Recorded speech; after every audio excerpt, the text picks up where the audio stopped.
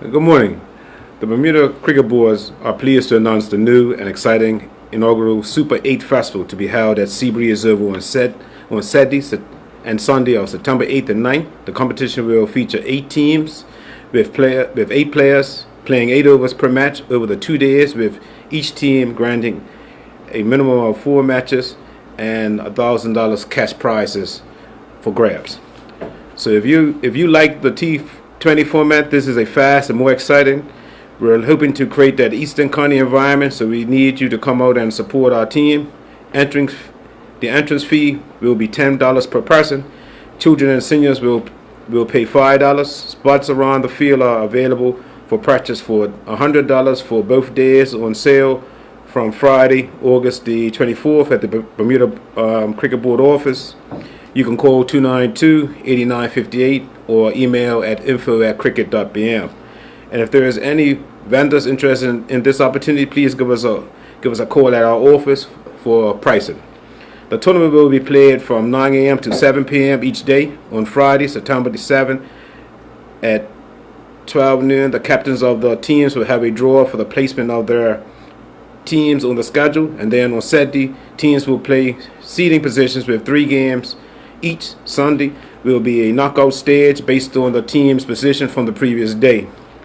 The festival provides a chance for everybody to come out and have fun, fans and players.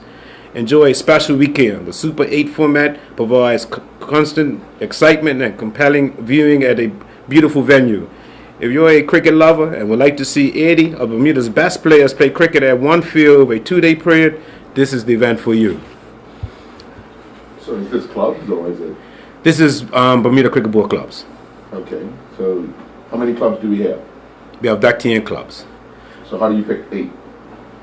Well, right now we're sent out the information to all our clubs and asking them for who wants to participate, and we're going to pick. And at that point, when we find out who wants to participate, then we'll pick the top 8 clubs. What are the parameters of picking 8 clubs? From the standings from leagues. Okay. So if I'm 9th, do I enter? Do I say I'm interested? Yes, because it's not all clubs so far. You don't know if all clubs are going to want to participate. How many players maximum? Maximum 10 players per team. 8 players that play.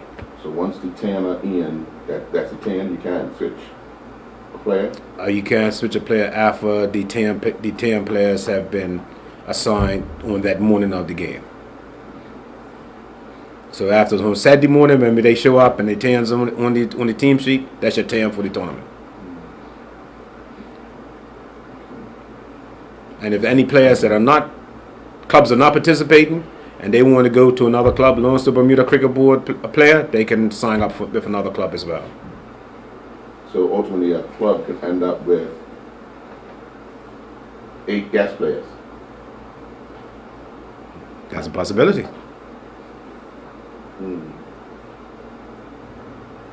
So the $1,000 cash prize is for the winners, or it's split amongst the teams? $1,000 goes over for the first place team, second place team, and most valuable player.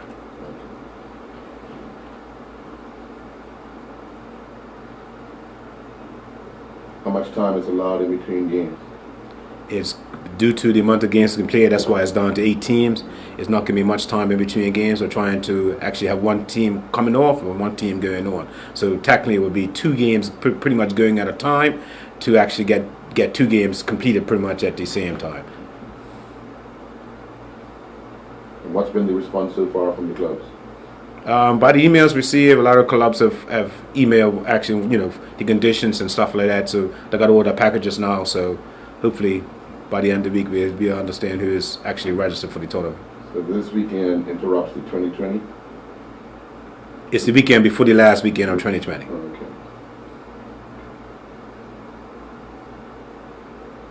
And Seabreeze was the club chosen because?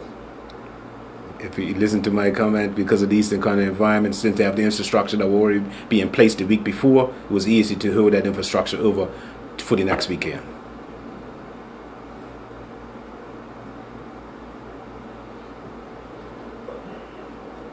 You say 8 overs per match, is that 8 overs per innings or 8 overs per 4 overs per innings or 8 overs per innings? 8 overs per innings, 16. 16 over matches. So every player has to build one? That's you're getting technical. It's actually set out as every player builds one. The wicketkeeper doesn't have to build, but if the wicketkeeper chooses not to build, then the other team chooses the 8th builder. And is that decided before the match starts? That's decided before the matches start. You have to list your builders before the game starts.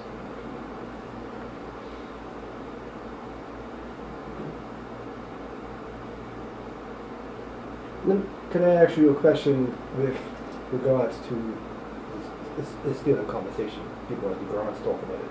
The top 4 tournament that we used to have, what is happening with that? Is that dead now? The former Dunker Cup, for example. I mean, it was a popular tournament. It's just because it's lack of sponsors. I would say at this point, it's still been talked about, finding sponsors to generate, creating the tournament again. That's the hard part right now. Yeah, so why not just bring it back and then get sponsors after that, like it used to be the Premier Cup? It started out without a sponsor. Yeah, it's all depends. It's all on the cost factor. I mean, You know. you remember when it started off as Premier Devonshire Ref won it for Yes. a couple of years, yeah. Yes. And it was up without a sponsor. So no, we don't have a sponsor. We don't have a tournament, which is, people say, well, hey, what's happening with the Dunker Cup, for example? Yeah, I understand that, but like I said, right now with the cost of running a tournament, without having a sponsor, it's kind of puts all the burden on Bermuda Cricket Board.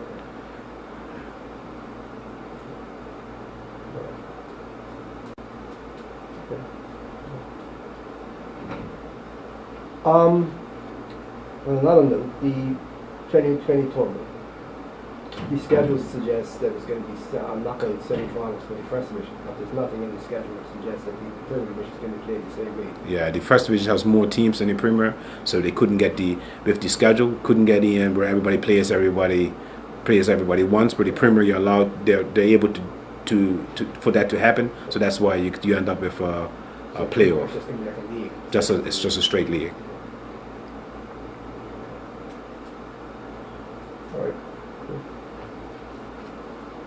Okay. And you're hoping to see this festival become an annual event?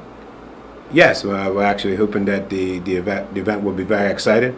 Something new to Bermuda. It's a format that actually is starting to pick up around the world. A lot of the bigger countries have this tournament, so we're hoping that we can get it going in Bermuda and continue for years to come.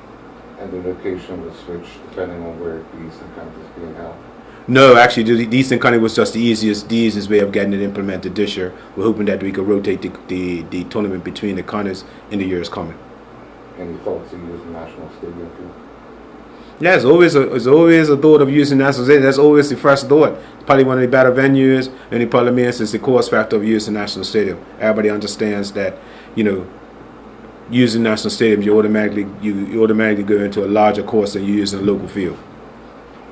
Years ago, we used to have a successful double wicket tournament.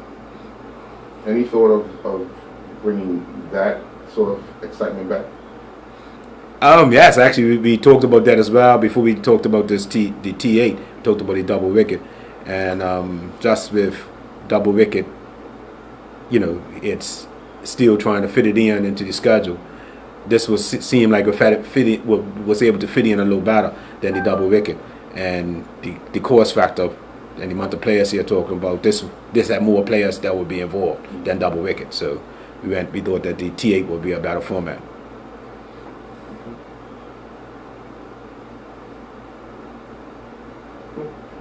Thank you very much. Okay, thank you.